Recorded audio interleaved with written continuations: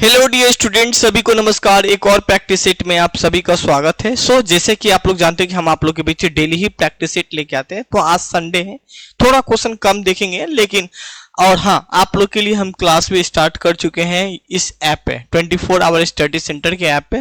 NCERT का gas science वाला class start है, तो डाउनलोड कर सकते हैं, डिस्क्रिप्शन में लिंक होगा। आज का जो प्रैक्टिस सेट है गैस 13 मतलब 1 से लेके 12 तक डिस्कस कर चुके हैं, उनको भी देख लीजिएगा, काफी महत्वपूर्ण होगा आपके एग्जाम के लिए।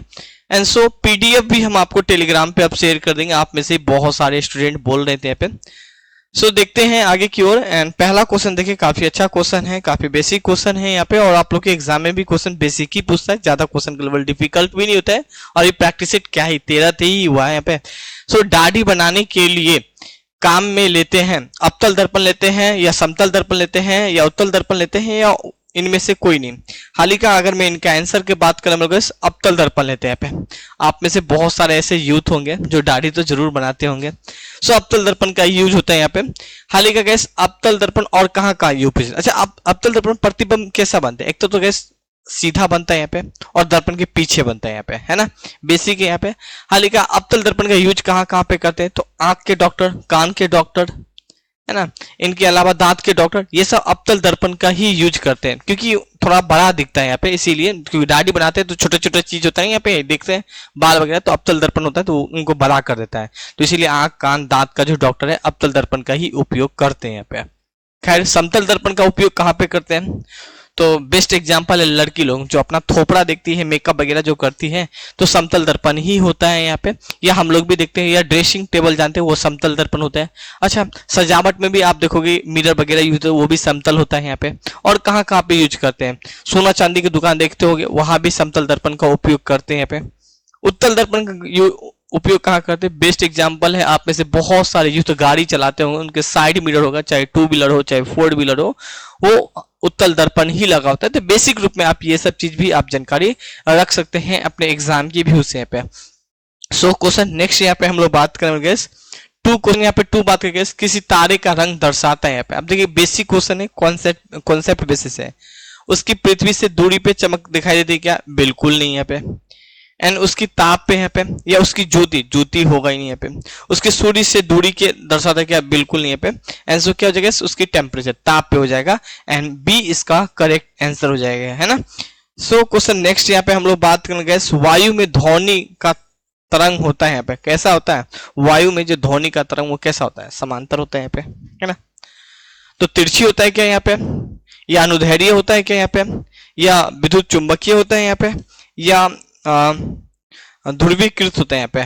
क्या हो जाएगा यहाँ पे? वायु में जो ध्वनि का तरंग होता है वो अनुदैर्ध्य होता है यहाँ पे। बी करेक्ट आंसर हो जाएगा। वही अगर बात करना गैस, वायु में प्रकाश अगर पूछता है यहाँ पे, तो अनुप्रस्थ को टिक लगा के आते हैं यहाँ पे। यहाँ पे बी को टिक लगा लीजिएगा। क्वेश्चन नेक्स्ट यहाँ पे हम लोग बात करेंगे, 4 क्वेश्चन देखिए यहाँ पे। मनुष्य के शरीर में रक्त का पीएच होता है यहाँ पे, बहुत ही बेसिक क्वेश्चन है। 6.4 होता है यहाँ पे, या 7.4 होता है यहाँ पे, या 8.4 होता है यहाँ पे, 4.8 होता है यहाँ पे। हाल ही का हम आप लोगों की क्लास स्टार्ट किए, वहां तो सारा वीडियो लेक्चर होगा यहाँ पे। इनके अलावा वीडियो लेक्चर के साथ है एमसीक्यू, जितने भी टॉपिक होगा इन सभी टॉपिक से जो भी 50-100 एमसीक्यू बनेगा, वो एमसीक्यू हम आप लोग के लेके आएंगे यहाँ पे। एनसीईआरटी का साइंस होगा। इनके अलावा और क्या रहेगा? इनके अलावा गैस मॉक टेस्ट डाल देंगे, वो जो एमसीक्यू है वो मॉक टेस्ट में डाल देंगे, ताकि आप लोगों को लगाने में मजा हो। थोड़ा बहुत पढ़े होंगे तो आराम से कवर कर लेंगे। बी को आप लोग टिक ला लेंगे, बी इसका करेक्ट आंसर हो जाएगा यहाँ पे। एंड गैस हाल ही का मैंने काफी पॉइंट यहाँ पे मेंशन किया। पीएच मान 2 प्रकार के होता है, एक तो अम्लीय होते हैं। अम्लीय वे पदार्थ जिनका पीएच मान 7 से कम होता है, उसे हम अम्लीय पीएच कहते हैं यहाँ पे। सेकेंड क्या होता है? क्षारीय होता है। वे पदार्थ जिनका पीएच मान 7 से अधिक होता है, उनको क्या बोलते हैं? क्षारीय बोलते हैं यहाँ पे, है ना, अल्कलाइन बोलते हैं यहाँ पे, इनको एसिड बोलते हैं यहाँ पे। एक न्यूट्रल होता है यहाँ पे, जो कि एक मिड पॉइंट पे होता है यहाँ पे। जिनका पीएच 0 होता है, उनको हम अम्लीय कहते हैं यहाँ पे। इलेक्ट्रोक्लोरिक एसिड, जिनका पीएच मान 0 होता है यहाँ पे, ये याद रख लीजिएगा, सीधा कई बार एग्जाम पूछ ले।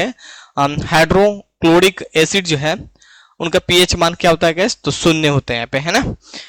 आगे देखिए, समुद्री जल का जो पीएच मान है वो कितना होता है गैस? 8.5 होते हैं यहाँ पे। शुद्ध जल का पीएच मान कितना होता है? तो 7 होता है। तो ये भी एक जानकारी रख सकते हैं अपने एग्जाम की व्यू से यहाँ पे।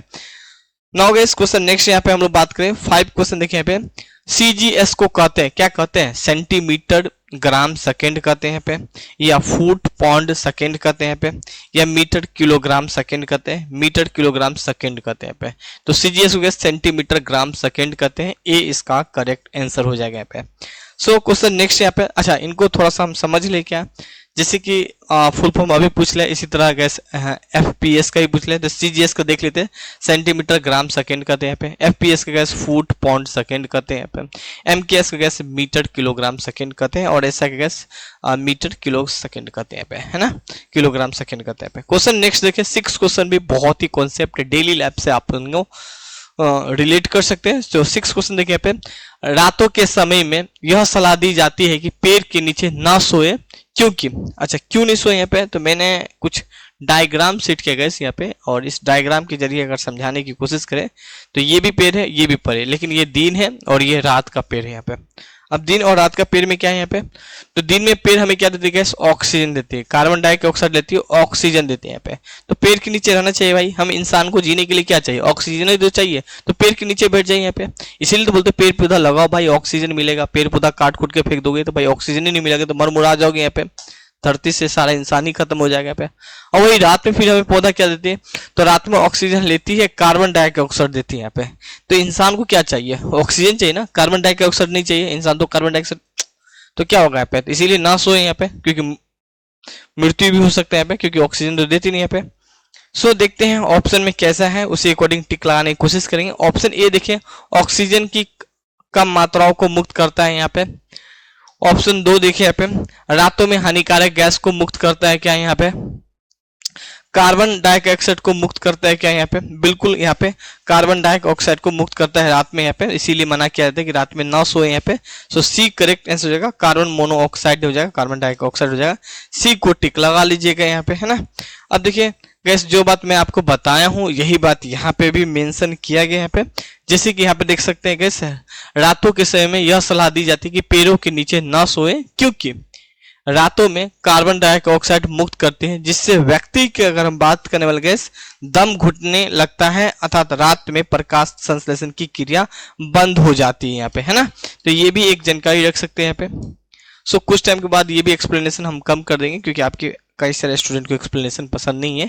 एक कूलाम आवेश बराबर होता है यहाँ पे, कितना होता है, 6.25 इंटू 10 के पावर में 18 इलेक्ट्रॉन होता है क्या यहाँ पे, या 6.25 10 के पावर में 23 इलेक्ट्रॉन होते हैं यहाँ पे, 6.25 10 के पावर में 8 है, ये -8 इलेक्ट्रॉन होते हैं यहाँ पे, 6.25 10 के पावर -23 इलेक्ट्रॉन होते हैं यहाँ पे। आंसर क्या हो गया, 6.25 इंटू 10 के बाद में 18 इलेक्ट्रॉन हो जाएगा, ए इसका करेक्ट आंसर हो जाएगा यहाँ पे। सो क्वेश्चन नेक्स्ट यहाँ पे हम लोग बात करने वाले गैस, 8 क्वेश्चन देखिए, किसी तार की प्रतिरोध निर्भर करती है लंबाई पे, पदार्थ पे, या यहाँ पे बात करें क्रॉस सेक्शन एरिया पे, या कोई नहीं यहाँ पे। अब किसी तार की प्रतिरोध निर्भर करती है, यहाँ पे एक फॉर्मूला तो आपको याद ही होना चाहिए यहाँ पे, रेजिस्टेंस बराबर क्या होता है यहाँ पे। अब ये मान लीजिए पदार्थ है यहाँ पे, ठीक है, सॉरी पदार्थ है यहाँ पे, और L बराबर A मान लीजिए। L क्या है यहाँ पे, लेंथ है, कोई तार है यहाँ पे भाई, ठीक है, तार का लंबाई L मान लो यहाँ पे, A एरिया मान लो यहाँ पे, और ये कोई पदार्थ से बना है ये मान लो। अब करें निर्भर करती है यहाँ पे, अब लंबाई सपोज डेट 1 मान लो कुछ भी मान लो, A मान लो, एरिया मान लो 1 है यहाँ पे। अब R बराबर प्रतिरोध है, ये R प्रतिरोध है यहाँ पे, प्रतिरोध है यहाँ पे भाई, और ये पदार्थ हो गया यहाँ पे, L1 है, A भी 1 है यहाँ पे, 1 से 1 कट गया यहाँ पे। अब देखो किस पे डिपेंड पड़ा है, ये क्या है, प्रतिरोध है यहाँ पे, ये ना, सॉरी ये पदार्थ है यहाँ पे, तो किस पे निर्भर करते हैं यहाँ पे, पदार्थ पे निर्भर करते हैं यहाँ पे, है ना, रेजिस्टेंस पदार्थ पे ही तो निर्भर करता है यहाँ पे। तो क्या टिक लगा लेंगे, बी इसका करेक्ट आंसर हो जाएगा, पदार्थ पे निर्भर करते हैं यहाँ पे, एंड सो इसको रो बोलते हैं यहाँ पे। क्वेश्चन नेक्स्ट यहाँ पे हम लोग बात करने वाले गए, सो 9 क्वेश्चन नहीं देखेंगे, थोड़ा मिस्टेक है। 10 क्वेश्चन देखिए, निम्नलिखित में से किसे भारी जल कहते हैं, यहाँ पे बर्फ को कहते हैं, या ड्यूटेरियम को ऑक्साइड को कहते हैं, या अशुद्ध जल को कहते हैं, या कोई नहीं। हाल ही का अगर बात करें ड्यूटेरियम ऑक्साइड बात करें गैस, इनको हम D2O भी बोलते हैं, ये भारी जल है, बी को टिक लगा लीजिएगा, सिंपल जल का फार्मूला होता है H2O बोलते हैं पे, है ना। क्वेश्चन नेक्स्ट यहाँ पे हम लोग बात करें, ड्यूटेरियम में 2 डी होता है और H2 में 2 H होता है पे। एंड 11 क्वेश्चन देखें यहाँ पे, NOH सूत्र वाले यौगिक का नाम क्या है। मैं कई बार बता चुका हूँ कि कई बार एग्जाम में ना सिंबल देके पूछ लीजिएगा कि इसको क्या बोलते हैं पे, और देख यही क्वेश्चन फिर पूछ लिया पे, पोटास को क्या बोलते हैं पे। खैर ये देखिए, कास्टिक सोडा बोलते हैं पे, बेकिंग सोडा, पोटास हो या सोडा, ऐसे यहाँ पे आंसर क्या हो जाएगा। AOH का जो अगर फॉर्मूला बात करेंगे कास्टिंग सोडा हो जाएगा, ए इसका करेक्ट आंसर हो जाएगा पे। अच्छा बेकिंग सोडा को क्या बोलते हैं पे, बेकिंग सोडा गैस बोलते हैं NaHCO3 बोलते हैं पे। पोटास को क्या बोलते हैं, तो Ka पोटास को बोलते हैं। तो ये भी एक जानकारी रख सकते हैं यहाँ पे। क्वेश्चन नेक्स्ट यहाँ पे हम लोग बात करने वाले गैस, बहुत ही बेसिक क्वेश्चन है। एस्कॉर्बिक एसिड किस विटामिन का नाम है यहाँ पे, विटामिन ए का, विटामिन सी का, विटामिन बी का, विटामिन डी का। यहाँ पे तो एस्कॉर्बिक खट्टा है ना, एसिड ही खट्टा है, अम्ल है यहाँ पे।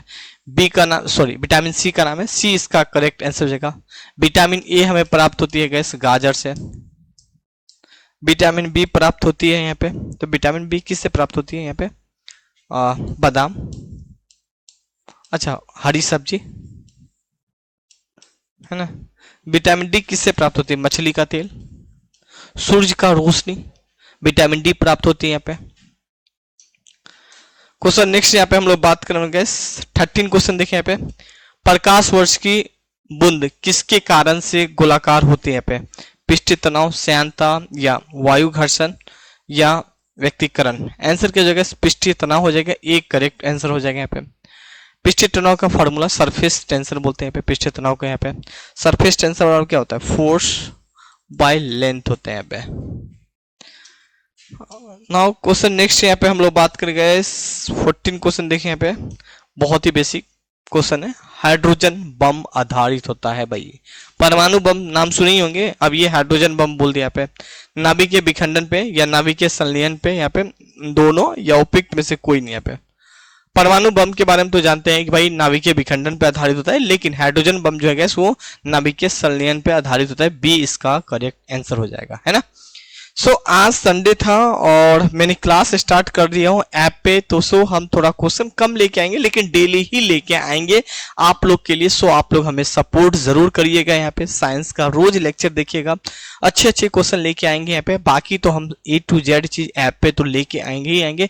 केवल फिजिक्स देखने का मन है ना, तो आप 250 रुपए में फिजिक्स भी आप पढ़ सकते हैं हमारे ऐप डाउनलोड करके।